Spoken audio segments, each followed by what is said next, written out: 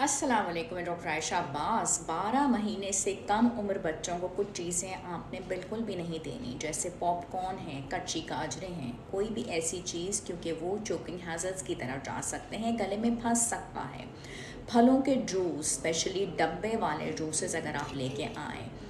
गाय का दूध as a main course आप उनको ना लगा के दें, उसकी वजह से उनको प्रॉब्लम्स हो सकती हैं। मछली का इस्तेमाल 12 महीने से कम उम्र बच्चों को, चाय का, कॉफ़ी का इस्तेमाल वो भी बिल्कुल ना हो।